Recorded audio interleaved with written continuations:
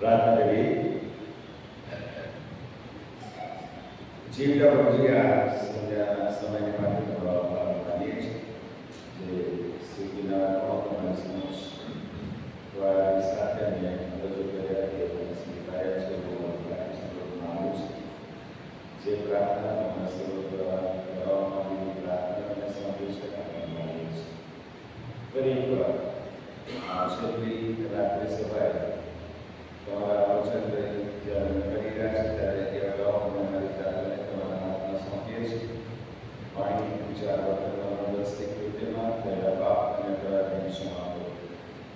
તમારા પુત્ર પ્રભુ ઈસુ ખ્રિસ્તના પવિત્ર રક્તના છંટકાવ અમને શુદ્ધ અને પવિત્ર કરો. તમારી વાણી સાંભળવા માટે અને આનંદ થવા માટે તેના મનમાં ઉતારવા માટે અમારા પ્રાર્થના સહાયકારી પરમેશ્વર દ્વારા પ્રાર્થના છે. રવિવારથી મારી આજ દિન સુધી તમે અમારી સાથે સતત વ્યવહાર કરતા આભાર માનીએ છીએ. કારણ કે તમે અમને પ્રેમ કરો છો.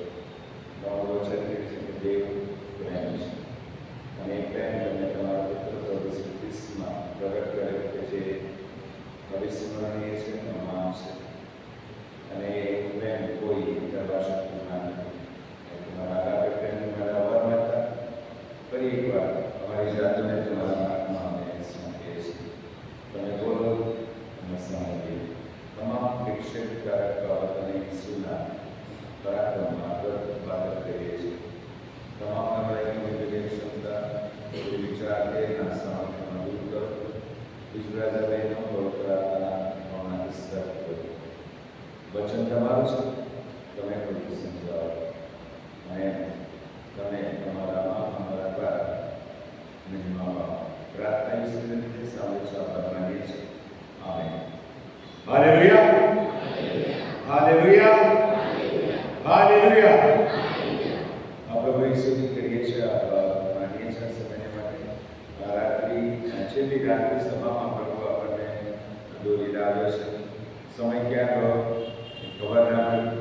અઠવાડિયું ઋતુમાં આવ્યો, આવતીકાલે ઈસ્ટર આવી જશે ને પછી ફરી પાછા આપણે આપણા રૂટીન જીવનમાં પણ ગોઠવાઈ જઈશું અને આપણી જે રોજની શીખ છે એને આપણે ફોલો કરતા રહીશું. પણ હું વિશ્વાસથી માનું છું જે આ અઠવાડિયાનો સમય આપણા માટે પ્રભુએ ચોક્કસ આશીર્વાદિત કરે છે.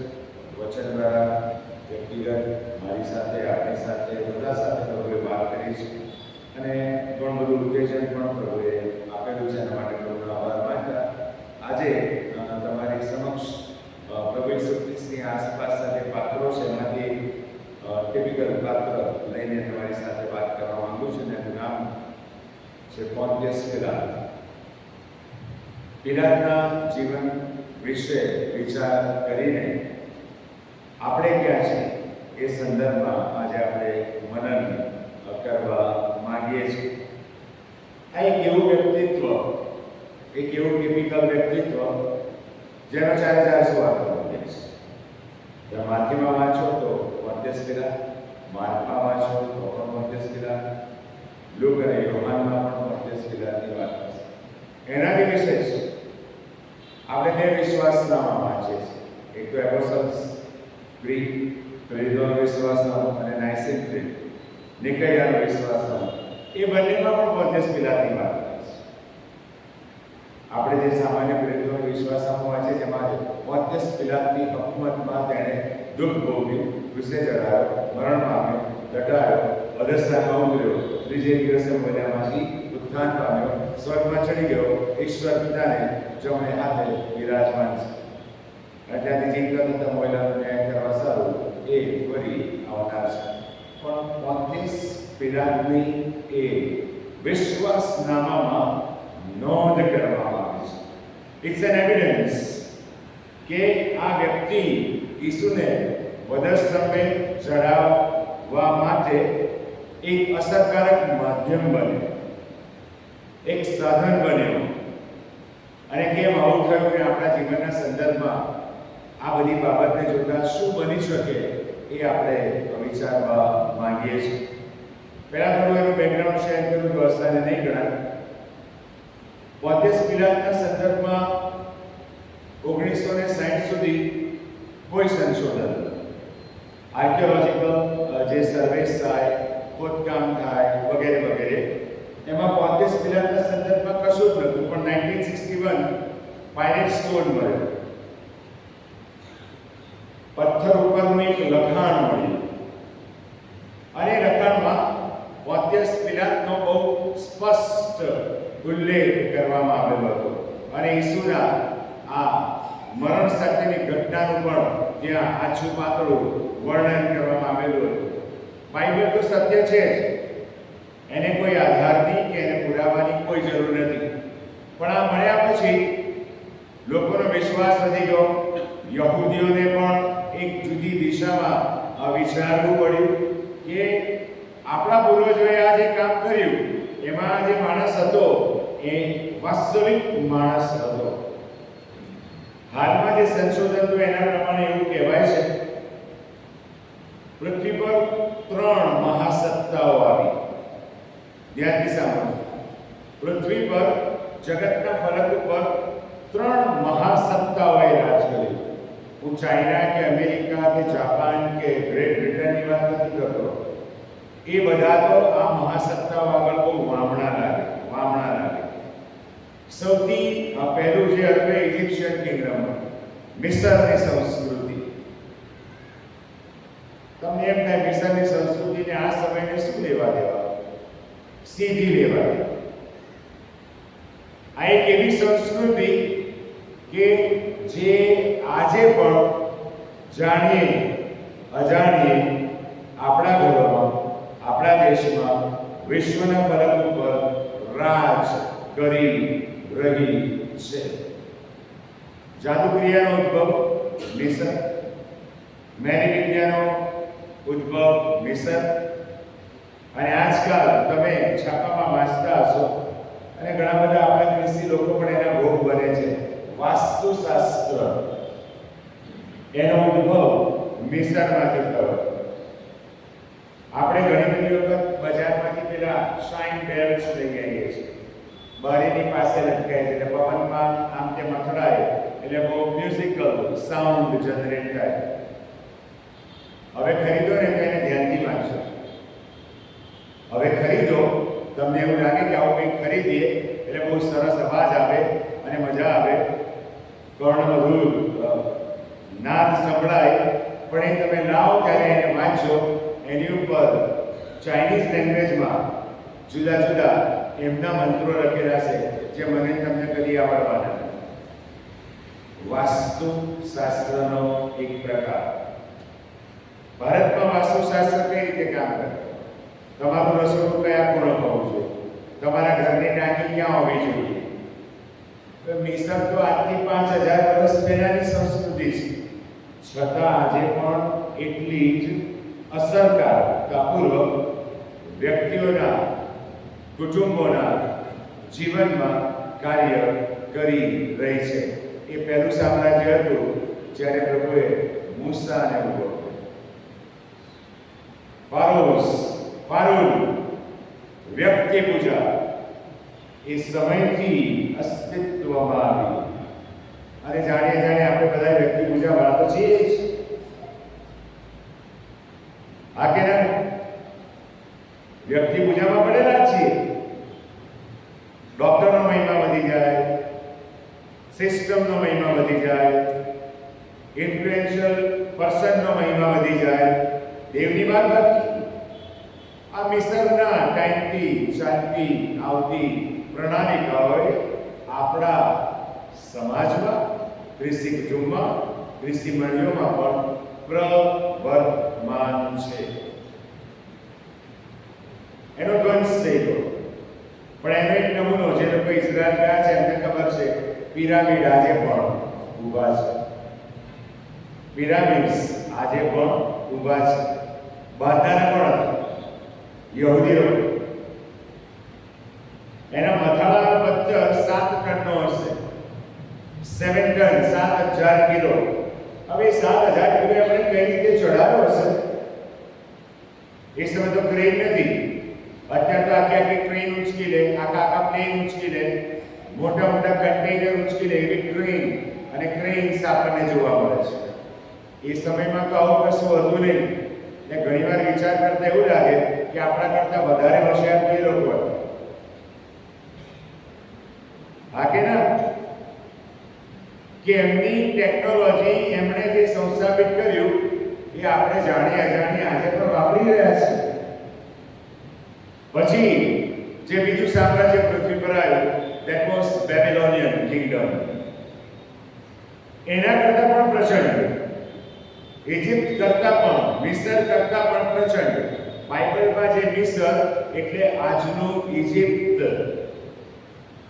બાઇબલમાં જે મિસર એટલે આજનું ઇજિપ્ત. ત્યાર પછી બેબીલોન આવ્યું. દાનિયેલ, શાદ્રાક, મેશાક, અબેદનો, એઝરા, નહેમિયા જે બધા બંદીવાસમાં ગયા ને એ આ બેબીલોનિયન કિંગડમમાં ગયા. ને રાજા કોણ? નબુખાદનેસ્સાર. ઇતિહાસ નોંધ કરે છે એ સમયનું જે વિશ્વ હતું ને, 2/3 વર્લ્ડ પર નબુખાદનેસ્સારની હુકુમત હતી. 2/3 વર્લ્ડ પર. વિશ્વના જે 7 એન્શિયન્ટ વન્ડર્સ હતા, અત્યારે જે 7 અજાયબીઓ છે, પૌરાણિક વિશ્વની પણ 7 અજાયબીઓ હતી, એ બધી બેબીલોનમાં. એ સમયે એર કન્ડિશન નહોતા, પણ આ નબુખાદનેસ્સાર રાજા એક એવી રાણીઓને પરણી લાવ્યો હતો કે જેને ઠંડો પ્રદેશ માફક આવતો હતો. હવે બેબીલોન એટલે બેઝિકલી ઈરાક. બેબીલોન એટલે અત્યારનું ઈરાક. ત્યાં બેબીલોન આવ્યું છે અને ત્યાં ગરમી પડતી હતી. એને ઝૂલતા બગીચા બનાવ્યા. ઝૂલતા બગીચા રાણીઓને હવામાન માફક આવે માટે. આ બધું ઓન રેકોર્ડ છે. આ મારી કોઈ કલ્પના નથી. હું તમારી આગળ જે શેર કરી રહ્યો છું ને એ વાસ્તવિકતા છે. એના સમયમાં બ્લેક મેજિક અસ્તિત્વમાં આવ્યું. બ્લેક મેજિક, જાદુક્રિયા મિસરમાં, બ્લેક મેજિક બેબીલોનમાં. તમે ટેલિવિઝન ઉપર સમાચાર જોતા હો તો નીચે એક પટ્ટી રોલ થતી હશે, એમ એવું લખીને આપે સચોટ ગામ. સંબંધો તૂટી ગયા છે, બાંધી આપે છે. છોકરી નથી માનતી, બનાવી દેશે. લગ્ન સંબંધનો પ્રોબ્લેમ, અમે આમ કરીશું, વગેરે વગેરે વગેરે. એ ત્યાંથી શિફ્ટ થઈને ગયું સાઉથ આફ્રિકા, આફ્રિકાના દેશોમાં. આજે પણ આફ્રિકા, પૂર્વ આફ્રિકાના જે દેશો પછાત છે ત્યાં બ્લેક મેજિક બહુ મોટી માત્રામાં છે. યુ કાન્ટ ઇમેજિન, તમે એનો કલ્પના નથી કરી શકતા. એક વખત હું જાલોદ પેશન વીક ચલાવવાના માટે ગયો. પ્રભુ કૃપાએ જાલોદમાં મારી ઘડીએ જવાનું થતું હતું આત્મિક જાગૃતિના સંદર્ભમાં. એક જુવાન દીકરીને લાવવામાં આવી, 22 વર્ષની ઉંમર, દેખાવમાં પણ સુંદર, ક્વોલિફિકેશન MA, નોકરી સરકારી હાઈસ્કૂલમાં. દીકરીને મારી પાસે લાવવામાં આવી. મને કે આ હવે બોલતી જ નથી, ચૂપચાપ થઈ ગઈ છે. તો એવું ને સુંદર વચન, બ્લેક મેજિકની વાત કરું છું. કોઈ એક વ્યક્તિ એને સ્કૂલમાં મળી, એના જ સગા ખાલી એને બરડા પર ટપલી મારી, આખી પરિસ્થિતિ બદલાઈ ગઈ. પ્રભુની સ્તુતિ થાવ, અમે સતત પ્રાર્થના કરી અને ફ્રી થઈ ગઈ, મુક્ત થઈ ગઈ. પણ એવું માનીને ચાલુ, હું રસ્તા પરના ગુંડાળાઓની કે એની બધાની વાત નથી કરતો. આ બધું કેમ ચાલે છે? કારણ કે લોકો એક મંત્ર લઈને ફરી રહ્યા છે દુનિયામાં, જાણી અજાણી બધા. લઘુત્તમ સમયમાં મહત્તમ નાણાં કઈ રીતે મળે માટે આ ધંધોકાર ચાલી રહ્યો છે. લઘુત્તમ સમયમાં મહત્તમ નાણાં કઈ રીતે મળે માટે આ વેપાર ધમધોકાર ચાલી રહ્યો છે. અને માટે હું ઘણી બધી વખત આવી જગ્યાઓ પરથી બોલું છું અને આપણા સમાજ અને કુટુંબના બાળકોને અને મા બાપોને પણ કહું છું કે આપણા બાળકોને આ દિશામાં સતર્ક રાખવા જરૂરી છે. કોઈ અજાણી વ્યક્તિ તમને કંઈ ખાવાનું આપે, કંઈ પીવડાવે, કદી ના ખાઓ, કદી ના પીઓ. ક્યાં કોણ કેવા મોટિવ સાથે તમારી સાથે વ્યવહાર કરે છે, હું અને તમે જાણતા નથી. એ બ્લેક મેજિક દુનિયામાં પ્રવર્તમાન છે. અને હવે હું જે બોલીશ કદાચ અહીંયા બેઠેલા કોઈ એવો અનુભવ બી કરેલો. ઘણીવાર સિવિયર ચેસ્ટ પેઇન થાય, આપણને એમ જ લાગે કે હાર્ટ એટેક આવ્યો, ઘરમાં ભાગોભાગ થઈ જાય, દવાખાને પહોંચો, ECG નોર્મલ, ઇકો નોર્મલ, બધું જ નોર્મલ, ઘરે આવી જાઓ, કશું હતું એવું નહીં. અને ફરી પાછું સેમ એપિસોડ, ફરી પાછું સેમ એપિસોડ.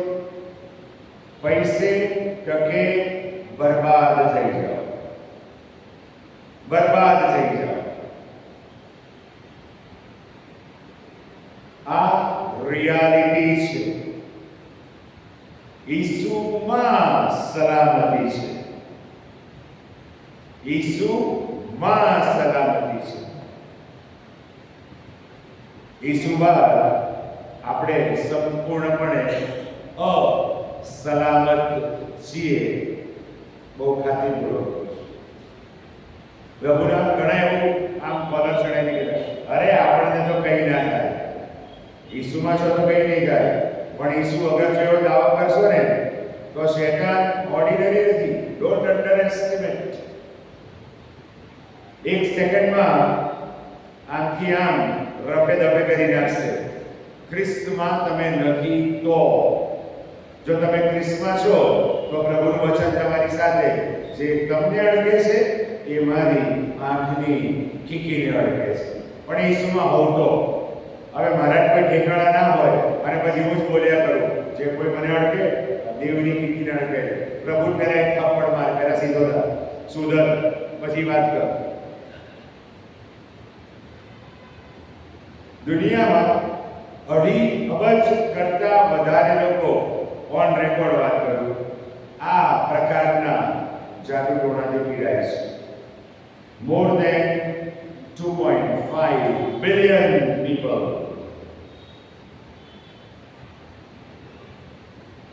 બિલી ગ્રેહામ સાહેબનું નામ તમે સાંભળ્યું હશે. એ અહીંયા નથી અત્યારે, પ્રભુની પાસે છે. એમનું એક મેગેઝિન આવે ડિસિઝન. મારો મિત્ર મને બહુ નિયમિત અમેરિકાથી મોકલે. આજથી ખાસા વર્ષ પહેલાની વાત કરું. સિનિયર જ્યોર્જ બુશ હતા એ સમયની વાત કરું. જ્યારે પણ અમેરિકામાં પ્રેસિડેન્ટ ચૂંટાય ત્યારે પ્રાર્થના માટે બિલી ગ્રેહામને જવાનું કમ્પલસરી. અત્યારે પણ ડોનાલ્ડ ટ્રમ્પ સાહેબ ચૂંટાયા તો બિલી ગ્રેહામના દીકરાએ જઈને પ્રાર્થના કરાઈ. બીજા બિશપ્સ પણ હતા, પેન્ટિકોસ્ટલ બાળક સાહેબો પણ હતા અને બીજા ધર્મગુરુઓ પણ હતા. આ ત્યાંની વ્યવસ્થા છે. બિલી ગ્રેહામ સાહેબ એવું કહે છે કે વ્હાઇટ હાઉસના અમે એનો જે મોટો હોલ છે ત્યાં આગળ અમે બેઠેલા હતા અને પ્રાર્થનાની શરૂઆત થઈ અને એક અમેરિકન સેનેટ પ્રાર્થના શરૂ થતા ત્યાં આગળ ધાડ દઈને ઊંધો થઈને પડી, બેભાન થઈ. બધાને એમ થયું કે સ્ટ્રોક આવ્યો, હાર્ટ એટેક આવ્યો, વગેરે વગેરે. ચેકઅપ થયું, બધું નોર્મલ. બિલી ગ્રેહામ પોતે કહે છે કે પ્રાર્થનાઓ કરતા પ્રભુએ બહુ સ્પષ્ટ કર્યું કે is under the impact of black magic. એ બેબીલોનમાં થયું. અને ત્રીજું સામ્રાજ્ય કે જેણે આખી દુનિયા પર લાંબા સમય સુધી રાજ કર્યું, that was Roman Empire.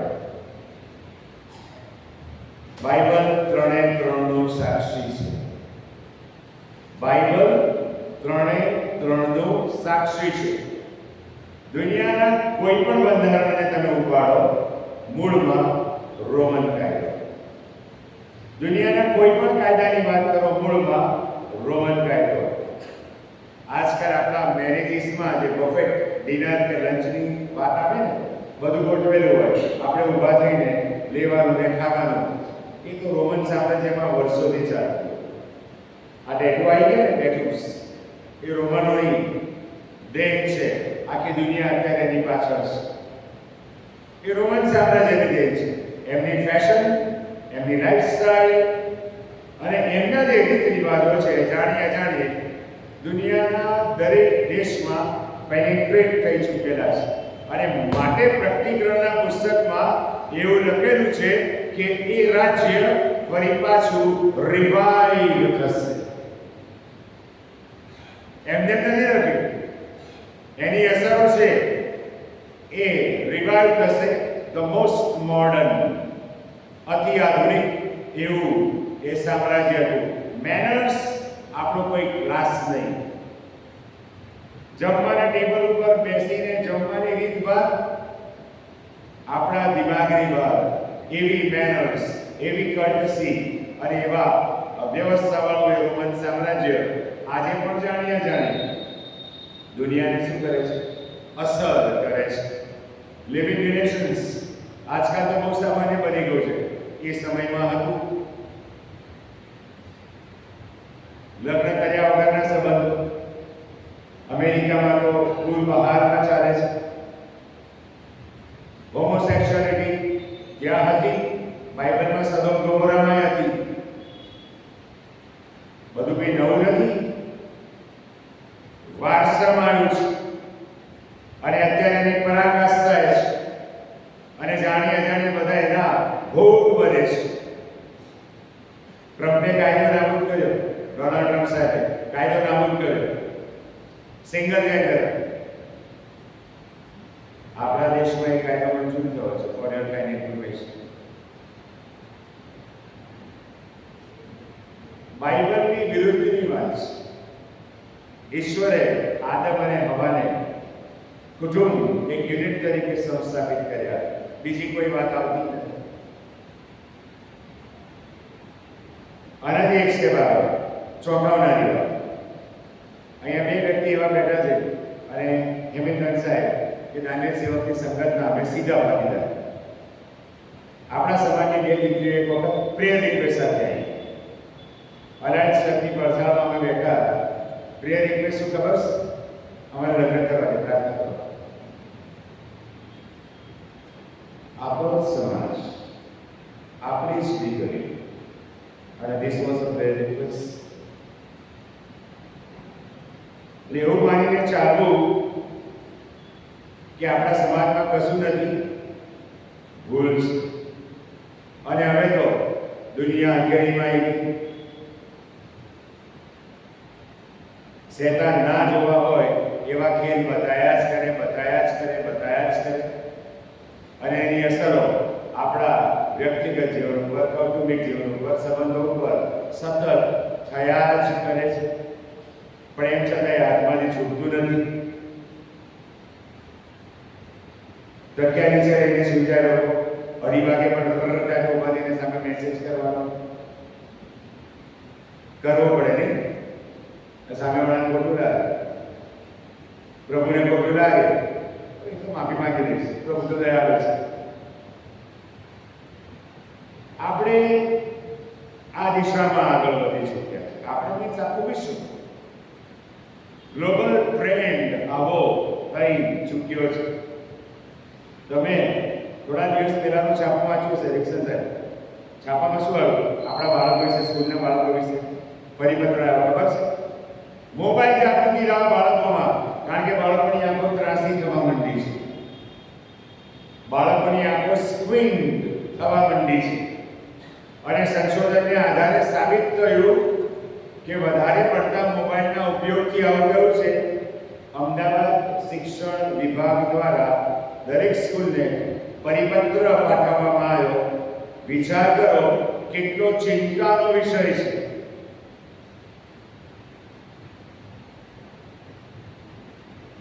કેટલો ચિંતાનો વિષય છે. મોતિયો આવી જાય છે નાની ઉંમરે, આંખોની તકલીફ થાય છે, નંબર પ્લસ માઇનસ થયા કરે. આના લીધે મારા ને તમારા હાથમાં જે ગેજેટ મૂકવામાં આવે છે ને, એ એવી કોસ્ટ બનાવવામાં આવે છે કે જે મને તમને પરવડે. અને પરવડે એવું બનાવવામાં આવે છે થતું નથી. એ મારી તમારી આંખમાં જે પ્રકાશ રહે છે ને એ આપણી આંખોને નુકસાન કરે છે અને કરે છે. કદાચ કોઈ એવું કહેશે, હવે આ તો શું વાત કરે છે સાહેબ, હું તો વર્ષોથી મોબાઈલ વાપરું છું, મારી આગળ તો કંઈ નહીં કરું. લેસરો પણ થશે તારે મોબાઈલ ફેંકી દેવાનો. ચશ્મા પહેરીને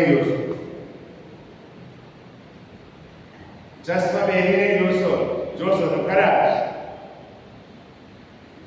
ડેટા 3-4 કલાક બંધ રહે ને તો આપણે આખું વ્યાકુળ થઈ જઈએ, પણ બાઇબલ 4 દિવસ ના વંચાય ને તો કોઈ અસર થતી નથી.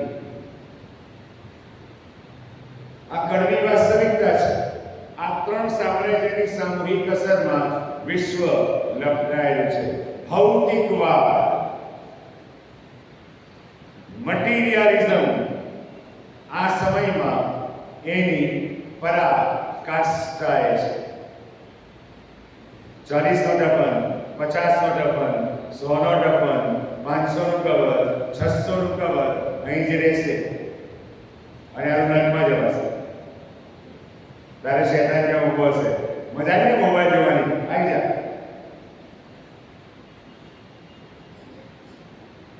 શેતાન ડિસ્ટ્રેક્ટ કરી રહ્યો છે આપણને, ડિસ્ટ્રેક્ટ કરી રહ્યો છે.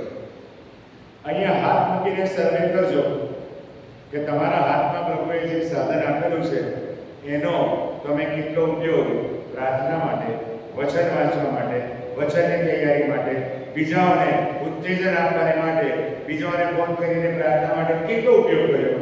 સર્વે કરજો, ઓનેસ્ટ. ઘણા તો હાથમાં લઈને બેસી જાય તો આખી દુનિયા ઉડી જાય ને તો ચાલ્યા જ કરે. ખબર નહીં, વાતો ખૂટે જ નહીં. નેક્સ્ટ ડોર નેબર હોય ને તો એ મોબાઈલ પર કે કારે મળીશું અને આપણે બાળકો કોને જઈને કહે કેમ છો, ગુડ નાઇટ બી મોબાઈલ પર ને ગુડ મોર્નિંગ પર મોબાઈલ પર. સમજો,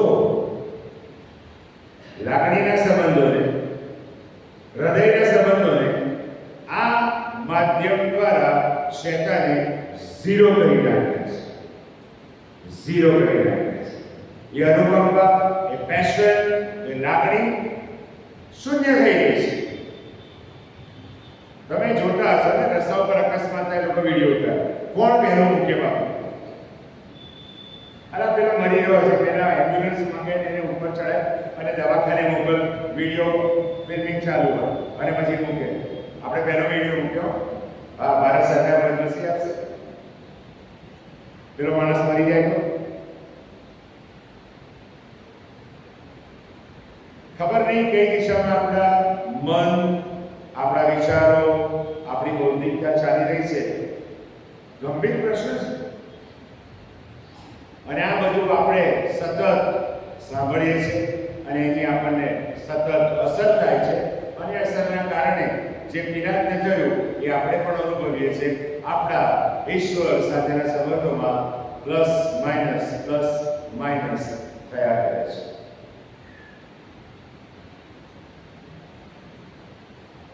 પિતા તો ઓર્ડિનરી માણસ હતો, એક ગવર્નર હતો. ઈસુ મિનિસ્ટ્રી શરૂ કરે 30 વર્ષે, એના 6 વર્ષ પહેલા એને યહૂદિયા પ્રાંતના ગવર્નર તરીકે તિબેરિયસના કાયસારે અપોઇન્ટમેન્ટ આપી હતી. એનો કાર્યકાળ ઈસવીસન 24 થી 36 નો હતો. હમણાંનું સંશોધન એવું કહે છે કે પહેલા એ જર્મનીમાં, કારણ કે રોમન સલ્તનત તો જર્મની સુધી આખી દુનિયા પર લાંબામાં લાંબુ રાજ કર્યું. બ્રિટિશરોનો કોઈ ક્લાસ નહીં, એવું પ્રચંડ સામ્રાજ્ય રોમન સામ્રાજ્ય. પણ એ બહુ ઘાતકી હતું, ક્રૂઅલ. સહનશીલતા એની પાસે નહોતી અને માટે જર્મનીમાં એણે જે સંહાર કર્યો હતો એના માટે વોર્નિંગ આપીને એને રોમમાં પાછો લઈ આવ્યા હતા. અને રોમમાં થોડો સમય રાખ્યા પછી જે કાયસાર એને લાવ્યો હતો એ રોમ પાછો આવે એ પહેલા મૃત્યુ પામ્યો. એના પછી જે કાયસાર આવ્યો એ તિબેરિયસ સીઝર અંગ્રેજીમાં, એણે એને અપોઇન્ટમેન્ટ આપી યહૂદિયા પ્રાંતમાં કે જે ઇઝરાયલનો પ્રદેશ હતો. કાઇસારિયા મને તમને બધાને ખબર છે, ભૂમધ્ય સમુદ્રના કાંઠે આવેલું છે. ત્યાં હેરોદનો મહેલ હતો, એ એનું હેડક્વાર્ટર હતું. એ મહેલમાં રહેતો. એની પત્ની વિશે ખાલી માથેની સુવાર્તામાં ઉલ્લેખ છે. એને સપનું આવ્યું અને એને પિલાતને કંઈ મોકલાવ્યું, પણ એની પત્ની કોણ હતી એનો કોઈ જગ્યા ઉલ્લેખ નથી. આ પોન્ટિયસ પિલાતે યહૂદામાં ચાર્જ લીધા પછી ઝલોક્ટ સંપ્રદાયના 6 યહૂદીઓની કતલ કરી નાખી હતી. એના ઉપરી અધિકારીઓનો સંપર્ક કર્યા વગર. રોમન જે સિસ્ટમ હતી એ લોકો પ્રાંતીય અધિકારી નિમતા હતા, જેને આપણી ભાષામાં અત્યારે ગવર્નર કહીએ છીએ. રોમનો એને પ્રિફેક્ટ કહેતા હતા. અને કાઇસાર તિબેરિયસ દ્વારા નિમાયેલો પોન્ટિયસ પાયલેટ અથવા તો પિલાત એક પ્રિફેક્ટ હતો. એની 2 જવાબદારી, ફક્ત 2 જવાબદારી. યહૂદામાં રહેતા યહૂદીઓને કંટ્રોલમાં રાખવા માટે સરકારે એને કોઈને મારી નાખવાનું પરવાનું નહોતું આપ્યું, પણ એટલો બધો જુલ્મી હતો કે એનાથી સહન ના થાય તો એ કત્લેઆમ કરી નાખ્યો, મારી નાખ્યો. આ પિલાત એ અશ્વદળનો સરદાર હતો. He was an equestrian. ઘોડા ઉપર જ ફરનારો માણસ. પ્રચંડ યોદ્ધો, તલવારબાજીમાં નિપુણ ને સૌથી સ્માર્ટ રોમન સામ્રાજ્યનો પોલિટિશિયન, સૌથી હોશિયાર રાજકારણીય. અને માટે યહૂદી પ્રજાને કઈ રીતે ખુશ રાખવી એને બહુ સારું આવડતું હતું. અને એના ચાર્જ લીધા પછી કદી ઉથલ પાથલ થઈ નથી. બધું સ્મૂથ ચાલતું હતું, બધું સ્મૂથ ચાલતું હતું. બીજી મહત્વની વાત, એની જે વિસ્તારમાં હકુમત હતી ત્યાં રોમન સામ્રાજ્યના આ કાઇસારનું ચલણી નાણું બનતું હતું. એ બિંદ એકંશાળ પણ આના અધિકાર હેઠળ હતી. Not an ordinary person. આટલું મોટું વ્યક્તિત્વ,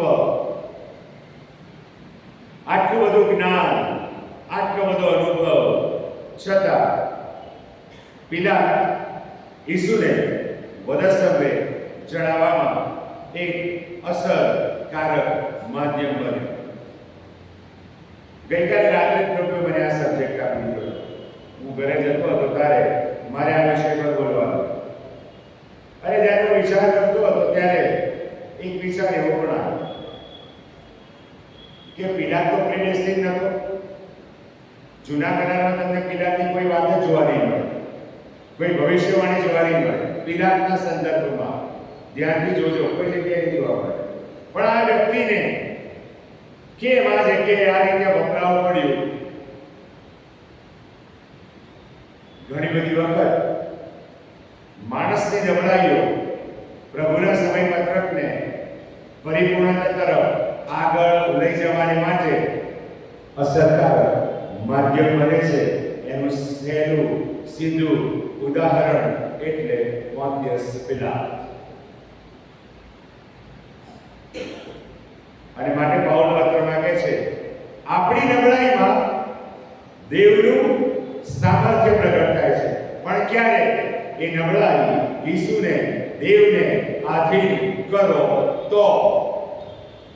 પણ જ્યારે હું મારી નબળાઈને લઈને આગળ વધું છું, એ નબળાઈની સાથે છીપવાનો પ્રયત્ન કરું છું, ત્યારે એના પરિણામ બહુ વિપરીત આવે છે. વાલા ભાઈ બહેનો, આપણે સંપૂર્ણ મનુષ્ય નથી. We are mixtures of good and bad. આપણે બધા સારા નરસાનું મિશ્રણ છીએ. અહીંયા બેઠેલો કોઈ એવો દાવો નહીં કરી શકે કે હું સંપૂર્ણ વ્યક્તિ છું. ખોટું. એક જ સંપૂર્ણ, માત્ર ઈસુ મનુષ્ય દેહમાં હતા ત્યારે. દેવ તો સંપૂર્ણ છે જ, પણ મનુષ્ય શરીરમાં માત્ર ઈસુ એ સંપૂર્ણ વ્યક્તિ અને વ્યક્તિત્વ હતું. person and personality, character. પિલાત આટલો બધો પારંગત છતાં અધૂરો, નબળો, કમજોર માણસ હતો અને માટે ઈસુને વધસ્તંભે ચડાવવાને માટે એ પ્રભુની યોજનાનો ભાગ બની ગયો.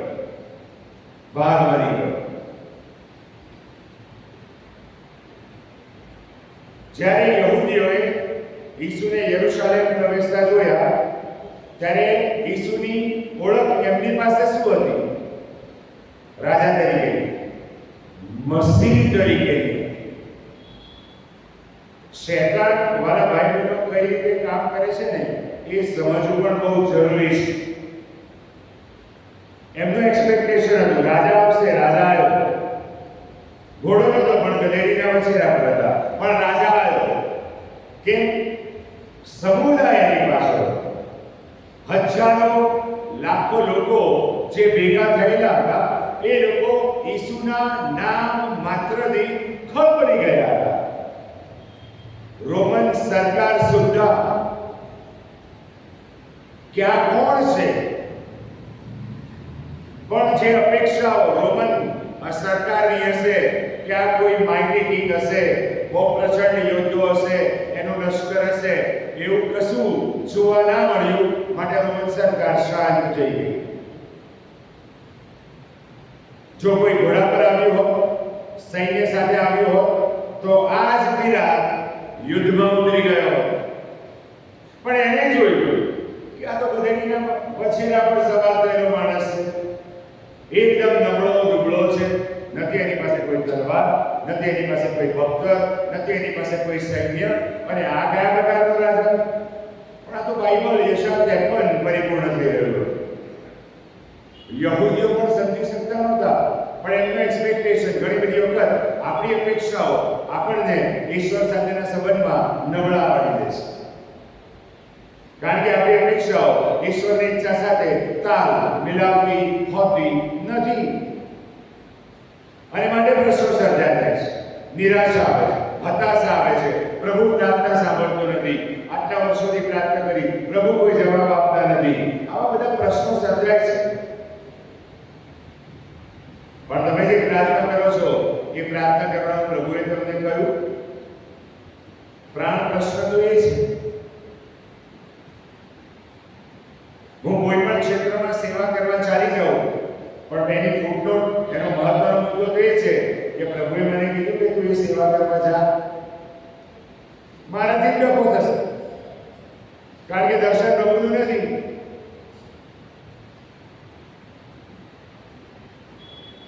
મિસઅન્ડરસ્ટુડ આઈડેન્ટિટી.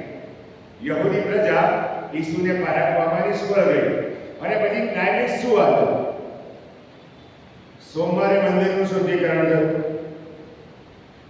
શાસ્ત્રી, ફરોશીઓ, સદુકીઓ, બે સંપ્રદાય હતા મારા ભાઈ બહેનો, ફરોશીઓ અને સાદુકીઓ. હવે સાદુકીઓ એટલે બહુ ટિપિકલ ક્લાસ હતા. એ લોકો પુનરુત્થાનમાં માનતા નતા. બાઇબલ લખે છે, બાઇબલમાં લખેલું છે, સાદુકીઓ કે જે પુનરુત્થાનમાં માનતા નથી. આ બધા ભેગા થઈ ગયા. કોમન ઇન્ટરેસ્ટ, ઈસુને પછાડો. આમ તો ફરોશીઓને સાદુકીઓને ઊભે ના બને, પણ અત્યારે ઈસુને પછાડવા, દુશ્મન કા દુશ્મન આપણો ભાઈ, એ રીતે ચાલી રહી છે ગાડી. સાદુકીઓ પણ છે, ફરોશીઓ પણ છે, શાસ્ત્રીઓ પણ છે, આનાસ પણ છે, કાયાફાસ પણ છે.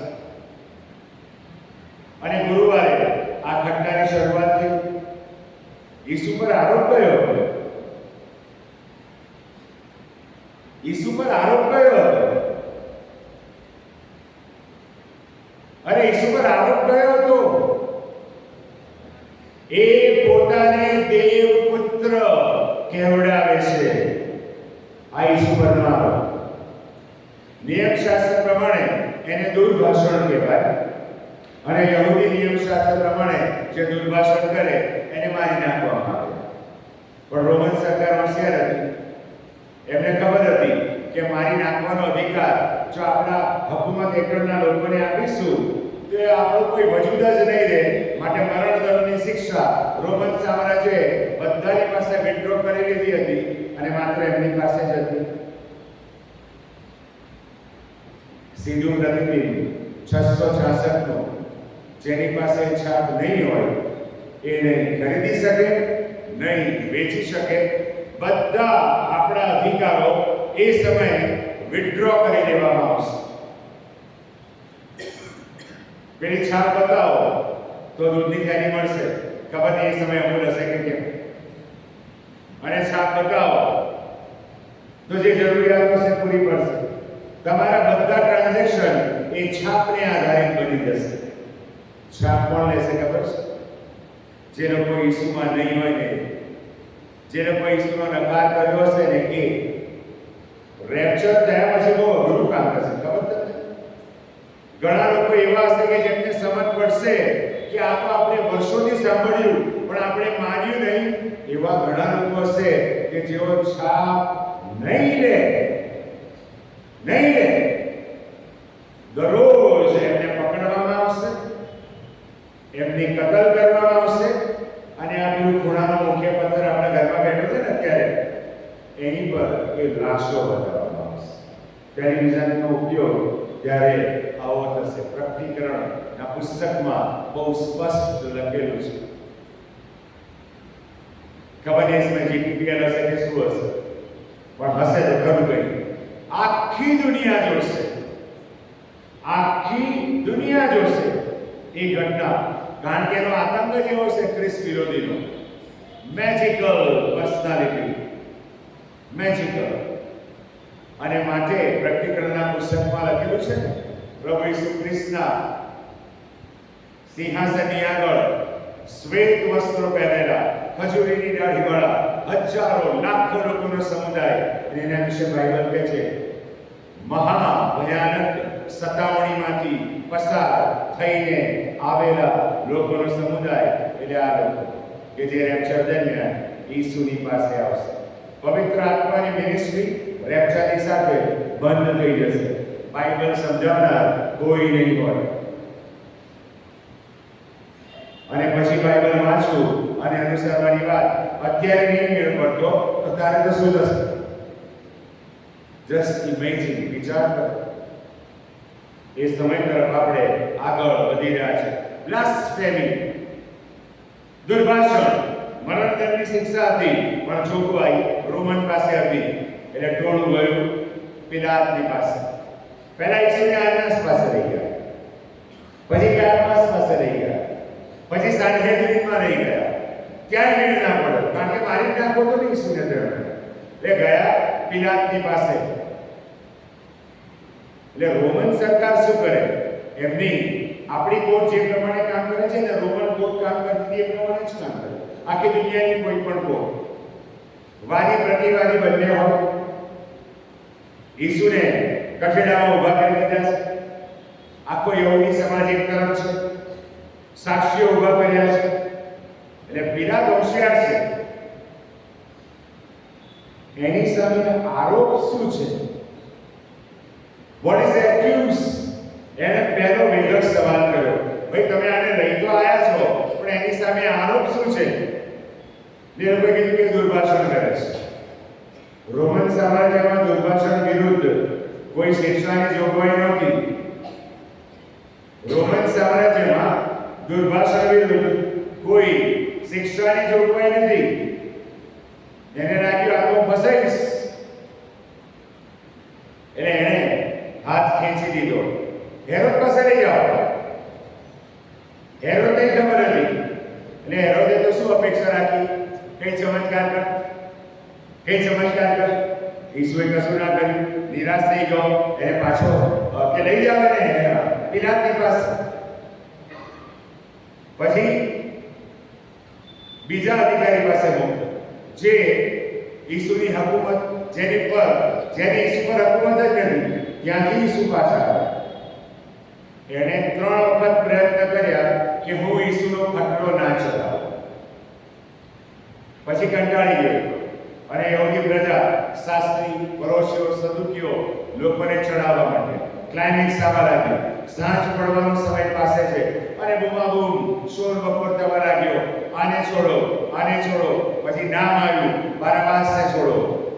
એ બારાબાસ તો યહૂદી ટેરરિસ્ટ હતો.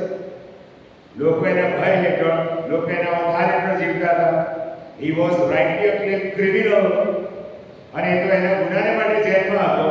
એક ગુનેગારને નિર્દોષ માટે છોડાવવા માટે પિલાતની આગળ રજૂઆત થઈ. એટલે પિલાત તેની વખત બોલ્યો, મને એનામાં કોઈ દોષ માલુમ પડતો નથી. પિલાત 3 વખત આ સ્ટેટમેન્ટ આપે છે. 3 વખત આ સ્ટેટમેન્ટ આપે છે, મને એનામાં કોઈ દોષ માલુમ પડતો નથી. એ વાસ્તવિક વાત બોલી રહ્યો હતો અને પ્રયત્ન કરી રહ્યો હતો કે ઈસુને વધસ્તંભે ચડવાથી દૂર રાખવામાં આવે. He knew it. પણ શોર બકોર વધ્યો અને શૈતાનની હોશિયાર છે. એની તો ઈચ્છા જ હતી કે ઈસુને મારી નાખવામાં આવે. એ સામેલ હતો. શૈતાનનું આખું સામ્રાજ્ય ત્યાં આગળ છવાઈ ગયેલું હશે.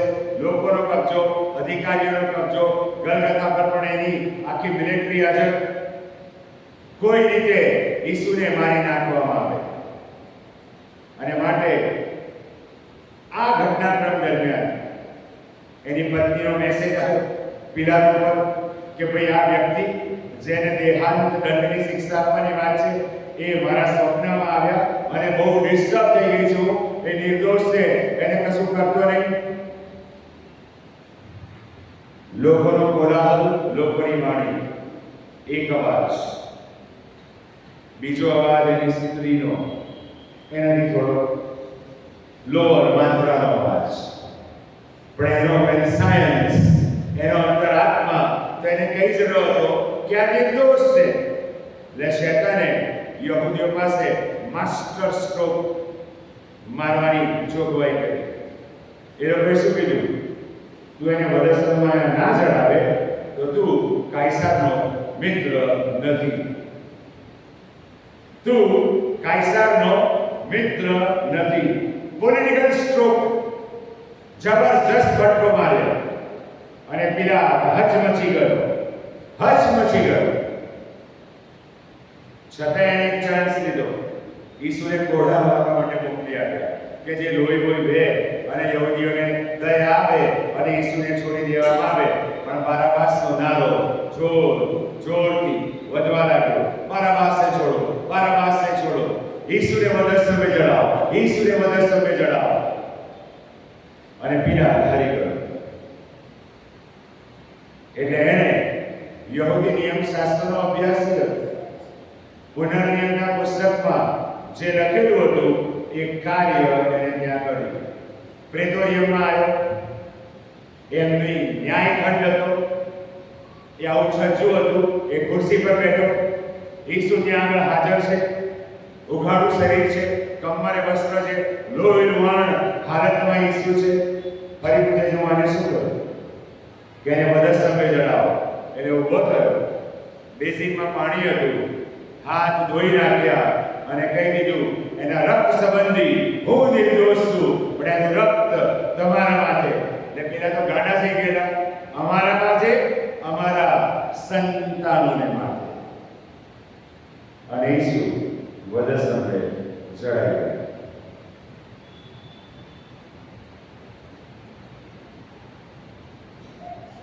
ક્રાઉડ મેન્ટાલિટી, મોબ મેન્ટાલિટી, ટોળાનો અવાજ. વાલા ભાઈ બહેનો, ઘણી બધી વખત મને ને તમને ઈશ્વરનો અવાજ સાંભળવા દેતું નથી. અને આપણે મનુષ્ય તરીકે ત્યાં જ માર કરીએ છીએ. આપણે ઘણા બધાનું સાંભળીએ છીએ પણ દેવનું સાંભળતા નથી. આપણે ઘણા બધાનું સાંભળીએ છીએ પણ દેવનું સાંભળતા નથી. લોકોનું દબાણ, પિલાતની નબળાઈ નથી.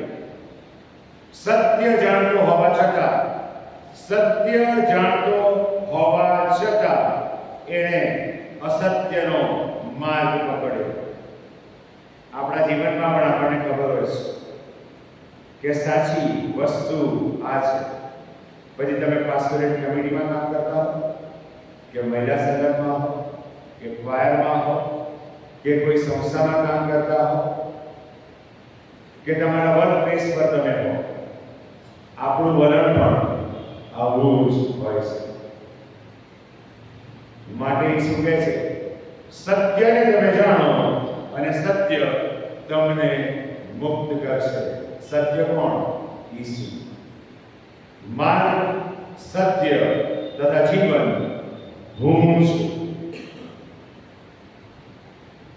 મારા છબીના બાપની પાસે આવવું અશક્ય છે. ઘણા એવું માને છે આપણે સીધી દેવને પ્રાર્થના કરીએ. રોંગ. ખુલ્લી વાત કહું, મધ્યસ્થ ઈસુ વગર બાઇબલના ઈશ્વરની પાસે રજૂ થવું શક્ય નથી. We need Christ. ઈસુની જરૂર છે મારા ભાઈ બહેનો, કારણ કે ઈસુ છે તો પાપની માફી છે, ઈસુ છે તો શુદ્ધિકરણ છે, ઈસુ છે તો પવિત્રતા છે. અને જ્યારે તમે હું પ્રાર્થના કરીએ છીએ ત્યારે ઈસુ દેવ બાપને કહે છે, ગોડ માય ચાઇલ્ડ, મારું બાળક, એની પ્રાર્થના સાંભળ. અને દેવ કામ કરે છે મારા ભાઈ બહેનો.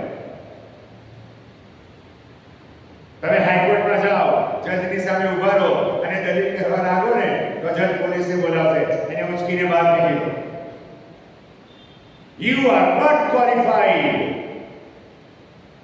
ઈસુ વગર દેવ પાસે જવા માટે હું અને તમે સક્ષમ નથી. સક્ષમ નથી.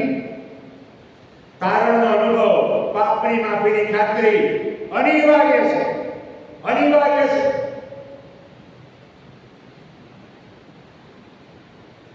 યહૂદી પ્રજા નિયમશાસ્ત્રને કંઠસ્થ જાણતી હતી. આપણી બધી બહુ ગરમો બોલી, હું બોલું છું, પણ હું ગરમો બોલીને સ્વર્ગમાં જઈશ? ના. એ કર્મો આપનાર ઈસુ મારા હૃદયમાં હશે ને, અને ઈસુ મારા જીવનમાં હશે, એ મારામાં અને હું તેનામાં, તો જ સ્વર્ગ, તો જ અનંત જીવનની ખાતરી, તો જ આશીર્વાદો, તો જ પ્રભુનું કામ આગળ વધશે, અને તો જ સમસ્યા, રોગો, મુશ્કેલી, પ્રશ્નો પર વિજય પ્રાપ્ત થશે. પણ અગત્યનો સવાલ ફરી પાછો આવીને ત્યાં ઉભો રહે, તમે કોનું સાંભળો છો? કોનું સાંભળો છો? ઈસુનું કે લોકોનું? પ્રશ્ન માટે આગળ વધે છે, સમસ્યા માટે આગળ વધે છે, પ્રશ્નો ચૂથાઈ જાય છે, સંબંધો વેરવિખેર થઈ જાય છે, કારણ કે આપણે દેવનું સાંભળતા નથી. બીજું બધું બહુ સાંભળીએ છીએ. એલિયાને પ્રભુએ કીધું પહાડ પર જા, જોરદાર પવનના સુસવાટા આવ્યા. બાઇબલ શું કહે છે? પણ એમાં દેવ નહોતો. ધરતીકંપ થયો, બાઇબલ શું કહે છે? એમાં દેવ નહોતો. પણ પછી એક કોમળ ઝીણો સાદ સંભળાયો. That is how God speaks. દેવ કોમળ ઝીણા સાદે વાત કરે છે. માટે આપણને જગતના અવાજોમાં એ કોમળ ઝીણો સાદ સંભળાતો નથી. અને ઘણી વાર સંભળાય તો ના સાંભળવા બરોબર, ના સાંભળવા બરોબર. ખબર હોય, અહીંયા ખાતરી હોય કે આ ખોટું થઈ રહ્યું છે, આપણે મુક્ત પ્રેક્ષક બનીને એના સાક્ષી બનીએ છીએ. મુક્ત પ્રેક્ષક બનીને એના સાક્ષી બનીએ છીએ, એને એન્ડોર્સ કરીએ છીએ, એને પ્રમાણિત કરીએ છીએ. તમારી હાનિ હા અને નાની ના હોય. સંબંધો સાચવવા પડે, વ્યક્તિઓ સાચવવા પડે, વ્યવસ્થા સાચવવી પડે. બાઇબલ મને ને તમને એવો અધિકાર નથી આપતું કે કોઈનો દોષ તમને ખબર પડે તો તમે દંડો લઈને ફરી વળો. ના, આપણે એવું કામ કરીએ છીએ માટે સમસ્યા વધે છે. આપણી જવાબદારી શું છે ખબર છે? તમને ખબર પડી કે આ એક્સ વ્યક્તિમાં નબળાઈ છે, કેટલી પ્રાર્થના કરી? કેટલી પ્રાર્થના કરી?